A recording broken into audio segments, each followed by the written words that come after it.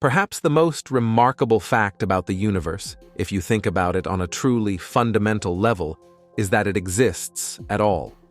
And yet, not only does it exist, but there's matter within it, which obeys the same rules everywhere and at all times, and assembles according to the physical laws governing reality to create, among other things such as atomic nuclei, neutral atoms, molecules, stars and planets, galaxies, and a large-scale cosmic web.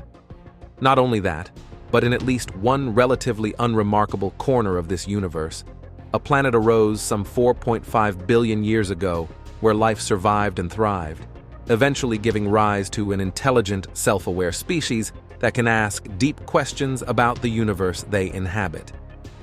In doing so, we're also asking fundamental, deep questions about our own selves, as we're just as much a part of this universe as any inanimate objects that exist.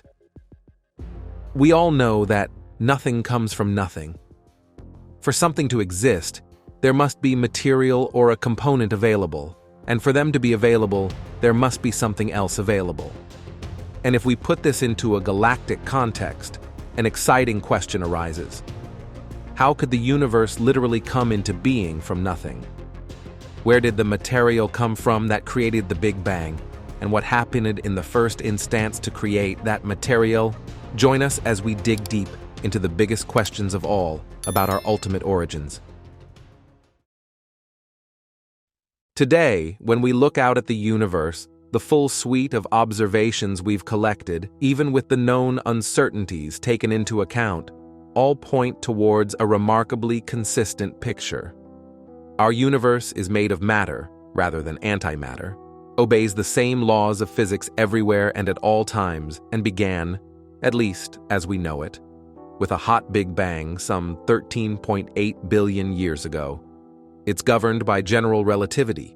It's expanding and cooling and gravitating, and it's dominated by dark energy, 68%, and dark matter, 27%, with normal matter, neutrinos, and radiation making up the rest. Today, of course, it's full of galaxies, stars, planets, heavy elements, and in at least one location, intelligent and technologically advanced life. These structures weren't always there, but rather arose as a result of cosmic evolution. In a remarkable scientific leap, 20th century scientists were able to reconstruct the timeline for how our universe went from a mostly uniform universe, devoid of complex structure and consisting exclusively of hydrogen and helium, to the structure-rich universe we observe today. If we start from today, we can step backwards in time and ask where any individual structure or component of that structure came from. For each answer we get, we can then ask, okay, but where did that come from and how did that arise? Going back until we're forced to answer, we don't know, at least not yet. Then, at last, we can contemplate what we have and ask, how did that arise, and is there a way that it could have arisen from nothing? So, let's get started. The life we have today comes from complex molecules, which must have arisen from the atoms of the periodic table, the raw ingredients that make up all the normal matter we have in the universe today. The universe wasn't born with these atoms. Instead, they required multiple generations of stars living and dying, with the products of their nuclear reactions recycled into future generations of stars. Without this, planets and complex chemistry would be an impossibility. In order to form modern stars and galaxies, we need gravitation to pull small galaxies and star clusters into one another, creating large galaxies and triggering new waves of star formation, which required pre-existing collections of mass created from gravitational growth, which require dark matter halos to form early on, preventing star-forming episodes from ejecting that matter back into the intergalactic medium, which require the right balance of normal matter, dark matter, and radiation to give rise to the cosmic microwave background, the light elements formed in the hot Big Bang, and the abundances patterns we see in them, which required initial seed fluctuations, density imperfections, to gravitationally grow into these structures, which require some way of creating these imperfections along with some way of creating dark matter and creating the initial amounts of normal matter. These are three key ingredients that are required in the early stages of the hot Big Bang to give rise to the universe as we observe it today. Assuming that we also require the laws of physics and space-time itself to exist, along with matter-energy itself, we probably want to include those as the necessary ingredients that must somehow arise. So, in short, when we ask whether we can get a universe from nothing or not, these are the novel, hitherto unexplained entities that we need to somehow arise. To get more matter than antimatter, we have to extrapolate back into the very early universe, to a time when our physics is very much uncertain. The laws of physics, as we know them, are in some sense symmetric between matter and antimatter. Every reaction we've ever created or observed can only create or destroy matter and antimatter in equal amounts. But the universe we had, despite beginning in an incredibly hot and dense state, where matter and antimatter could both be created in abundant, copious amounts, must have had some way to create a matter-antimatter asymmetry where none existed initially. There are many ways to accomplish this, although we don't know which scenario actually took place in our young universe. All ways of doing so involve the following three elements: an out-of-equilibrium set of conditions, which naturally arise in an expanding, cooling universe. A way to generate baryon number violating interactions, which the Standard Model allows through Sphaleron interactions, and beyond the Standard Model scenarios allow in additional ways. And a way to generate enough C and CP violation to create a matter or antimatter asymmetry in great enough amounts. The Standard Model has all of these ingredients, but not enough. If you consider a matter or antimatter symmetric universe as a universe with nothing, then it's almost guaranteed that the universe generated something from nothing, even though we aren't quite certain exactly how it happened. Similarly, there are lots of viable ways to generate dark matter. We know, from extensive testing and searching, that whatever dark matter is, it can't be composed of any particles that are present in the Standard Model. Whatever its true nature is, it requires new physics beyond what's presently known. But there are many ways it could have been created, including from being thermally created in the hot, early universe, and then failing to completely annihilate away, remaining stable thereafter, like the lightest supersymmetric or Kaluza-Klein particle, or from a phase transition that spontaneously occurred as the universe expanded and cooled, ripping massive particles out of the quantum vacuum, as a new form of a neutrino, which itself can either mix with the known neutrinos, or as a heavy right-handed neutrino that exists in addition to the conventional neutrinos, or as a purely gravitational phenomenon that gives rise to an ultramassive particle. Why is there dark matter today, when the remainder of the universe appears to work just fine early on without it?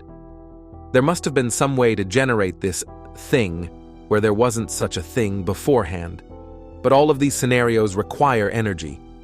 So then, where did all that energy come from? What happened before time began? If everything that happens can be attributed to a cause, what caused the universe?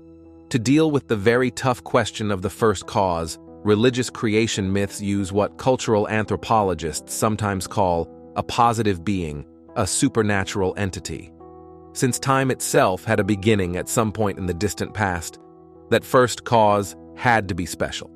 It had to be an uncaused cause, a cause that just happened, with nothing preceding it. Attributing the beginning of everything to the Big Bang begs the question, what happened before that? That's a different question when we are dealing with eternal gods. As for them, timelessness is not an issue. They exist outside of time, but we don't. For us, there is no before time. Thus, if you ask what was going on before the Big Bang, the question is somewhat meaningless, even if we need it to make sense.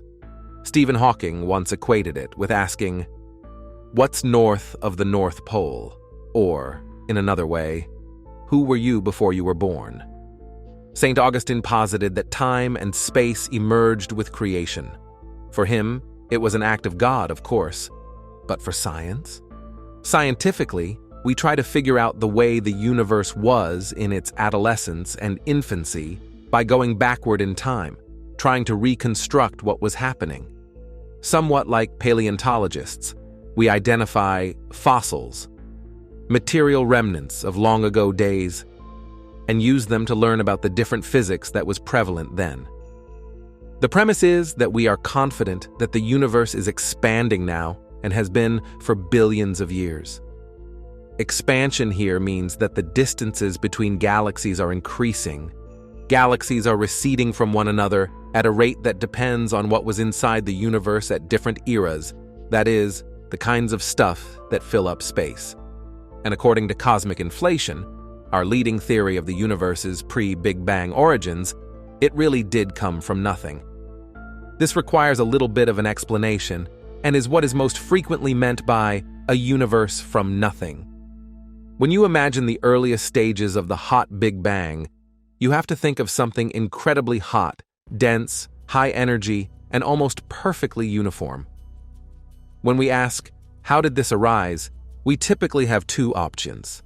First, we can go the Lady Gaga route and just claim it must have been born this way. The universe was born with these properties, which we call initial conditions, and there's no further explanation. Theoretical physicists call this approach giving up. Or we can do what theoretical physicists do best. Try and concoct a theoretical mechanism that could explain the initial conditions, teasing out concrete predictions that differ from the standard, prevailing theories' predictions, and then going out seeking to measure the critical parameters. Cosmic inflation came about as a result of taking that second approach, and it literally changed our conception of how our universe came to be.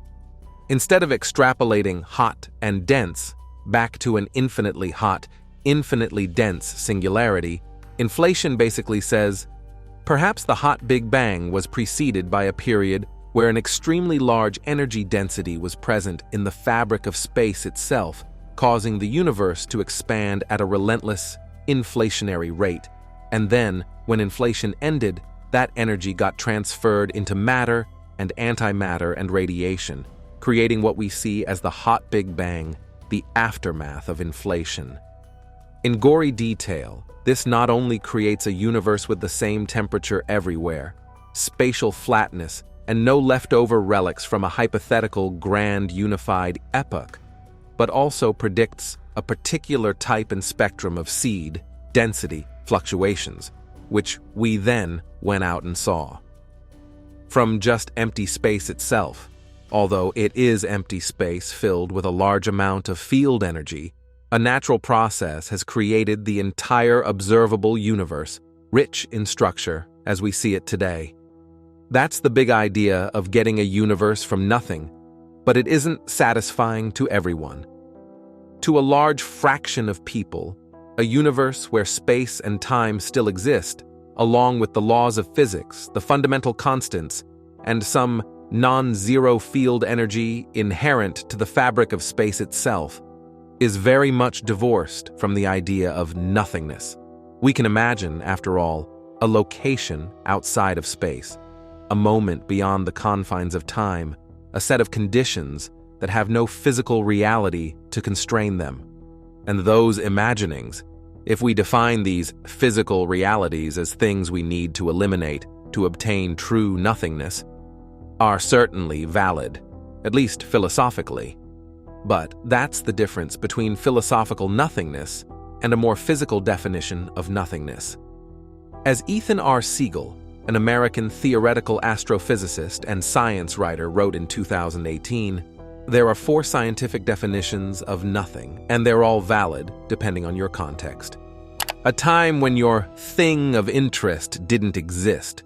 Empty physical space, empty space-time in the lowest energy state possible, and whatever you're left with when you take away the entire universe and the laws governing it. We can definitely say we obtained a universe from nothing if we use the first 2 definitions. We cannot if we use the third, and, quite unfortunately, we don't know enough to say what happens if we use the fourth. Without a physical theory to describe what happens outside of the universe and beyond the realm physical laws, the concept of true nothingness is physically ill-defined. In the context of physics, it's impossible to make sense of an idea of absolute nothingness. What does it mean to be outside of space and time? And how can space and time sensibly, predictably emerge from a state of non-existence? How can space-time emerge at a particular location or time when there's no definition of location or time without it? Where do the rules governing quanta, the fields and particles both, arise from? This line of thought even assumes that space, time, and the laws of physics themselves weren't eternal, when in fact they may be. Any theorems or proofs to the contrary rely on assumptions whose validity is not soundly established under the conditions which we'd seek to apply them. If you accept a physical definition of nothing, then yes, the universe as we know it very much appears to have arisen from nothing. But if you leave physical constraints behind, then all certainty about our ultimate cosmic origins disappears. Unfortunately for us all, inflation, by its very nature, erases any information that might be imprinted from a pre-existing state on our observable universe. Despite the limitless nature of our imaginations, we can only draw conclusions about matters for which tests involving our physical reality can be constructed. No matter how logically sound any other consideration may be, including a notion of absolute nothingness, it's merely a construct of our minds. And that also leads a mind-blowing idea. There is a whole universe in your brain. But did you ever think that your brain could be a reflection of the vast universe out there? The network of neurons in the brain and network of galaxies in the cosmos might actually be reflections of each other. This is what you get when you put the minds of an astrophysicist and a neurosurgeon together. Besides being two of the most complex systems in nature, the number of neurons in your brain is eerily close to the number of galaxies in the observable universe. Neurons form in long filaments or nodes between filaments, just like galaxies. And there is mass or energy that has seemingly passive role in both, water in the brain versus dark energy in the void of space. Unlikely as it seems, astrophysicist Franco Vasa and neurosurgeon Alberto Folletti, who recently published a study in Frontiers in Physics, have merged their knowledge of the brain and the cosmos into something with the potential to advance both sciences further than they have ever gone. This study and the work it inspires in the future could revolutionize both cosmology and neurosurgery. According to Vasa, our research tries to show that with shared statistical tools, both networks can be analyzed in a quantitative way, and we found a good degree of structural similarity across a broad range of scales. Despite the obvious differences in their internal interactions, complex networks do tend to evolve, according to similar laws, in order to economize on energy and fill space in a more efficient way. But that's just the start of the quest.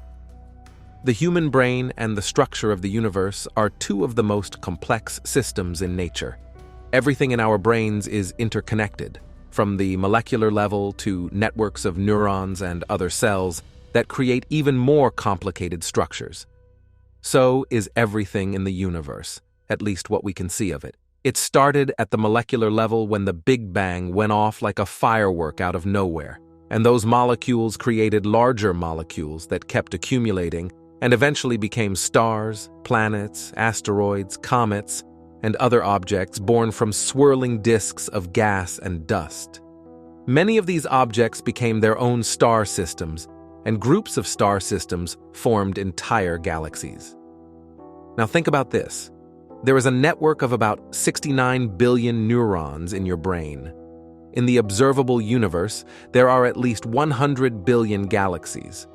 70% of the brain is water, while the same percentage of interstellar stuff is dark energy. By studying the spectral density, or how power in a signal as opposed to its frequency, Vasa and Folletti found out that fluctuations in the cosmic web are on the same scale as those distributed within the network of neurons in the cerebellum, which mostly powers voluntary movements, balance, coordination, and posture.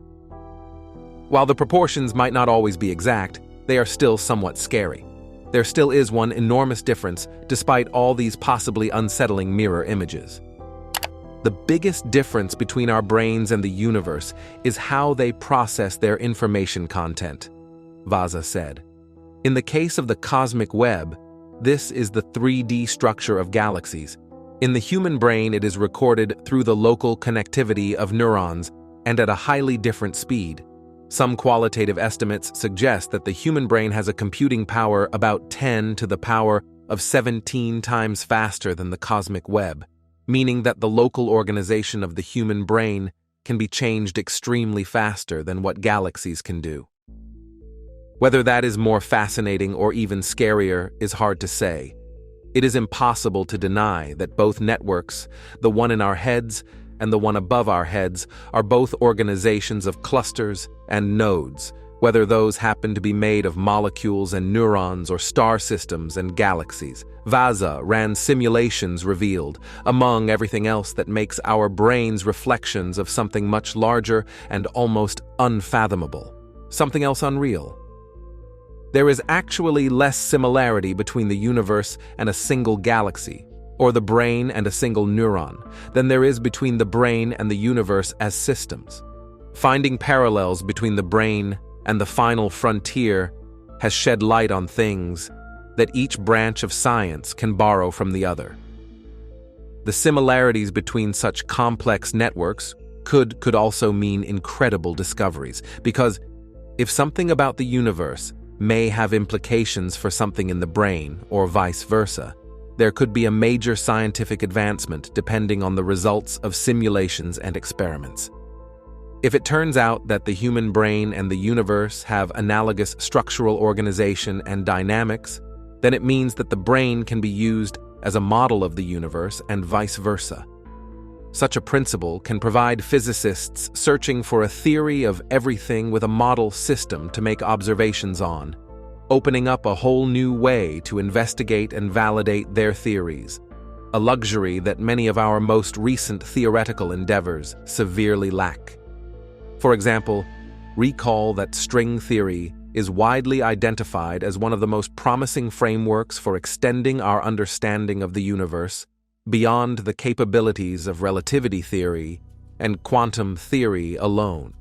However, string theory predicts entities, such as strings and the tiny curled-up extra dimensions that strings need to vibrate in, that have virtually no chance of ever being experimentally verified via conventional means such as particle accelerators.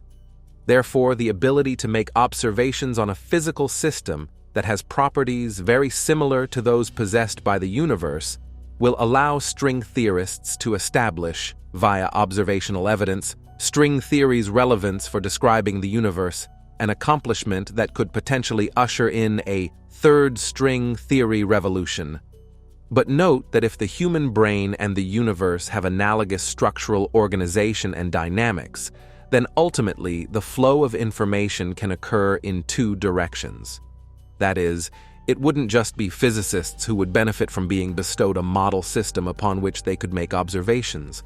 Neuroscientists would also benefit because now a larger set of insights and concepts in theoretical physics can become an inspiration and a guide to their future research efforts. Currently, there are numerous collaborations between neuroscientists and physicists where the toolbox used by physicists to characterize physical systems has experienced great success when applied to the study of the brain. However, identifying a picture of the universe emerging out of physics as a viable model of the human brain would provide higher-level intuition and theoretical constraints for scientists who attempt to decode the ways of the brain. Regardless, one thing is for sure: only this idea should sufficiently blow your mind. That's all the information that we have for you today. Don't forget to give us a thumbs up if you enjoyed today's episode, subscribe if you haven't already, and hit the bell so you never miss out on future episodes. And be sure to also tell us what you think about today's content.